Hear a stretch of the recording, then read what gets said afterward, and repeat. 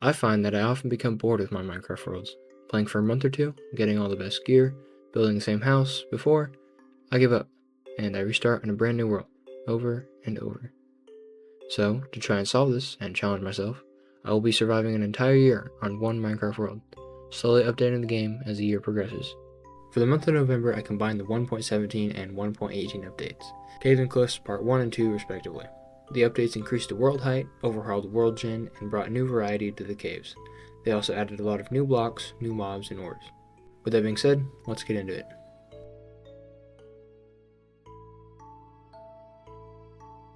Man, that cathedral is really a cool build. This month I combined both updates, so right beneath my feet should be some new cave generation and deep slate. So, since I needed to make a new mine to get down there, this is the perfect time to finally turn that little cove into a mine entrance. I made a little staircase down from the back door of the castle and carved out the spot in the cave to act as a little hideout. Made a tunnel over what will be the bubble elevator and gave the area a floor and used the natural shape of this cliff to carve out a mineshaft. Then I gave it a glass roof and deepened the water out in this little cove here. I added an upper access for the bubble elevator and then went into the castle to grab some supplies. Then I grew some extra kelp in the lake and also stopped by the bunker for a second just to check it out. Then I started digging straight down, sealing up any old caves I found, and eventually ended up in the quarry, where all the bedrock had been turned into deep slate. So, now that I've dug down, I'm officially in new caves. Kept digging down and found the small cave, which, after I set up the main quarry underneath, I started to explore. I found diamonds almost immediately, which is great, then found another set of diamonds and a zombie dungeon. Then I dug into this wall where I heard some zombies, and I found this. Talk about a cave update. This is awesome. It's absolutely ginormous, and I can even see some diamonds all the way down there. I lit up the immediate area on this little shelf and then hopped down to explore the cave floor. Found some ores and lots of mobs. This place is so big that I can just easily fly around in here. All of this right below my spawn, just hiding. I even bet if I lowered the quarry just by a little bit, I could bust a giant hole in the top of this cave. After I was done marveling at the new cave generation, I grabbed some of the moss and glow berries I saw hanging up on the ceiling, and then flew back up to the surface so that I could set up the water elevator. Once I was up there, I released the water and swam all the way down, then planted kelp all the way up, then broke the kelp all the way down, then placed the soul sand and grabbed the kelp all the way up. Then I repeated that same process for the magma side too. Now I have a working bubble elevator all the way down to the new bottom of the world. So I did a little mining down there. Next day I was on, I lowered the beacon down to the new bottom of the world, and I built a tunnel between it and the bubble elevator. I mined for a little bit before going up to the surface and emptying my shulkers, and then deciding on what to work on. I think this month I mainly want to focus on tying up any loose ends I have before the year's over, since I don't have that much time to play this month and I have a lot of plans for December. Most importantly, I want to finish the castle. But first I'm going to go around and decorate the base with some nature, so that things don't look so sterile and bland around here. To start, first I freed my horse from the pit he's been living in for a few months and returned him to his nice stable. Then I started planting oak, birch, and spruce trees wherever there was some empty land, as well as adding some grass and flowers to the ground with bone meal. I also took this time to finish covering up any straggler glowstones that I didn't get carpet on. It might look like I've done a little too much, like looking from the outside, but inside, when you're walking around in the path, it looks a lot more lively and complete, which I hope will be a common sentiment I feel towards this whole endeavor. I made a big oak tree down by the village lake and then made my way up to the old castle pathway. There's this overhang that I've always wanted to build a little camp underneath, and now is as good a time as any. Once again, I just started with adding some greenery, as well as these hanging lanterns on the cave ceiling, and a lake. I was going to build a house in this wall, but I decided to go with a tent and campfire instead. Just fits the vibe more. I finished the camp, adding the tent and the campfire, and also changed the hang lanterns from. It's all very cozy. I slept in the tent to pass a thunderstorm that had just rolled in, and then continued renaturing. This area specifically is what I'm referring to when I talk about the land feeling sterile. You know what I mean? There's just nothing. It's kind of empty with all the builds everywhere. And I want to add some nature to kind of make things feel more complete. I added trees and bone meal again, as well as cleaning up this path that led to nowhere. Then I added some pumpkin and melon piles by the farm before moving on to the terraces by the grove, where I, again, added trees and greenery everywhere, this time also including a lake and some log piles for some extra spice. It's crazy what some bone meal can do to just completely transform an area. But speaking of bone meal, I'm all out. So I went on another side quest in search of some bone blocks. I ended up finding this, which is pretty neat, and I also found a bastion, which I popped into and looted real quick. I found 2 netherite ingots, which reminded me that I never actually got around to getting netherite last month, so it's nice to have these 2 ingots at least. I kept flying and eventually found the smallest soul sand valley ever and a weird bugged out fortress. Then finally I found an actual soul sand valley with some bone blocks. I got about a stack and a half and then headed home. I put away my spoils and upgraded both my pickaxes with the netherite ingots and also put soul speed on my boots. And then I got back to work. I built a wall around the back side of the grove to kind of mark out that area and protect it, and also gave it a cute little watchtower on the corner. I made a path and added some more decorational log piles, because this is a tree chopping area, it makes sense. And of course, I added some more greenery. I'm almost done decorating, I think. I just have to do this back area by the roller coaster and then the main area inside the castle wall. I'm going to make sure and be extra careful not to overdo the nature in there. I gave the nature treatment to the roller coaster area, adding a couple paths too, and then I finally tackled the inside of the walls. I really tried my best not to make it super dense and ruin the visuals of everything, so I ended up resorting to using a lot of giant oak trees, which for some reason kept taking 2 tries.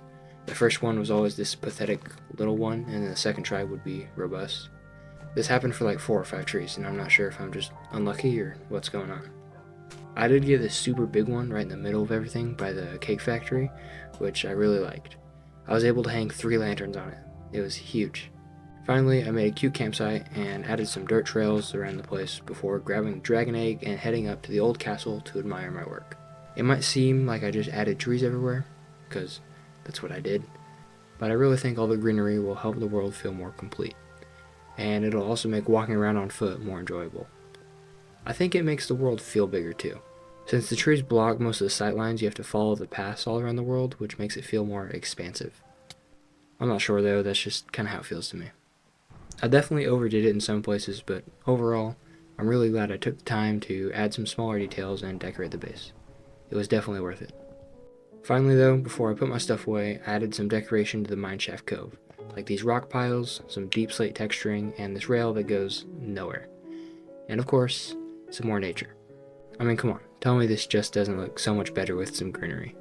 This view right outside the castle especially, or this one, is just so pretty.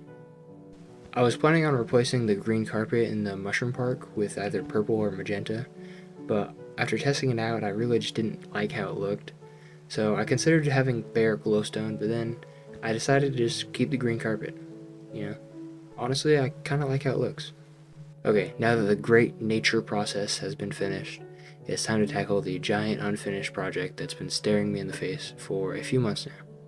The castle. I really want to get the castle finished before the end of the year. First thing I want to do, since it's the day after Thanksgiving and today is when my family actually celebrated it, is to make a dining hall to celebrate the holiday.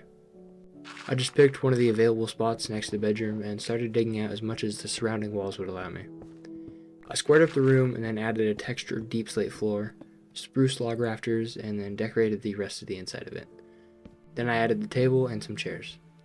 I was going to go with all fancy chairs, but it was just too much, so only the end ones have fancy chairs.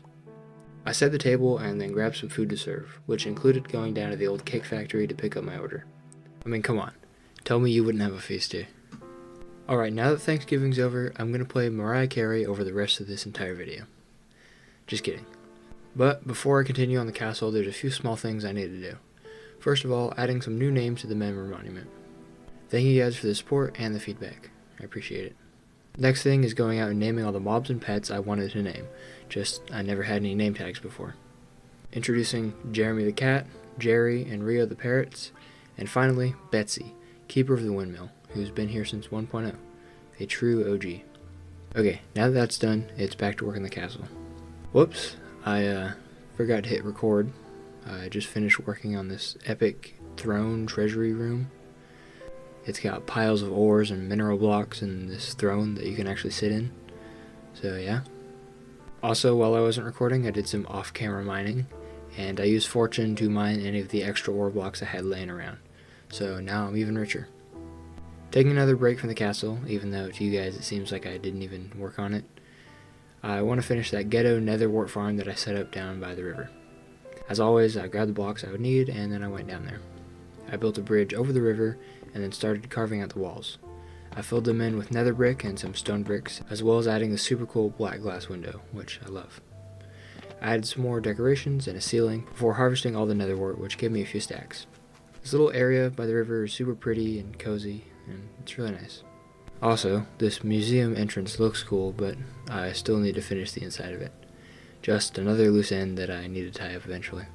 I went to go chop down some spruce trees, because I'm all out of spruce wood, and on the way back I noticed this path that needed a wall, for this exact reason right here. I got that built up, and also, just for fun, added a little campsite on this hill underneath the triple one tower. Now that side quest was over, it was time for another. The space scraper, ever since I built it up to the old build limit, has never had a roof on the very top, and I want to fix that, as well as decorate some of its many empty rooms. First though, I'm going to build a water elevator up to the top, so I put a bunch of sand in the furnaces to cook while I got to work, and of course I grabbed a cookie. I got over to the space scraper and spent a little time decorating, as well as adding a base for these fences. I also added flowers to the flower beds and filled in some of the empty space inside of here. Up at the top of the tower, like I said, no roof. It does look amazing from up here though. What a screenshot. Anyways, I went back down to the bottom of the tower and dug into the wall next to the ladder, and then started building up the tube for the water elevator. I went back to the castle for a quick resupply, where I made a rainbow collection of dyed terracottas for later, before going back to finish the elevator. I finished the tube and then put fence gates all along the inside to stop the water from spilling everywhere. Then I used kelp to turn all the flowing water into source blocks. And now, I'm at the top. I got to work on the roof and made sure to keep the very top of it at what would be the old build limit. I went with a flat nether brick design to kind of keep it in the space I need, as well as sticking with the block palette that's used on the lower house. I made sure to keep everything nice and open so you could see like the sunset and the sunrise, because being so high up you can't really see much else. I filled in the walls and then decorated the inside. I mean, tell me you wouldn't want to live up in this penthouse. This is the pad, for real. The roof kind of looks puny because of how giant the tower is, but I'm still glad to have it finished. Now I want to add some stuff to some of the rooms. Inside of my mystery box I have stuff for different themes of layers of rooms. One of which being a terracotta layer, which is why I was making some earlier.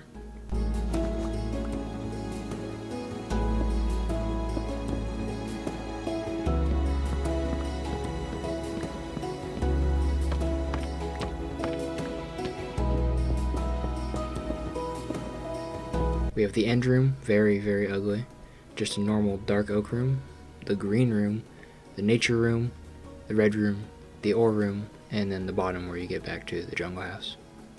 Alright, that's going to be it for the month. Sorry it got kind of cut short, I only had like a week to really play. Really glad I did all the nature stuff, it looks so pretty in here. But for now, that's it. I'll see you guys next month, for the final month of 1 Year, 1 World. Happy Thanksgiving, and Merry Christmas to you guys next month. See ya.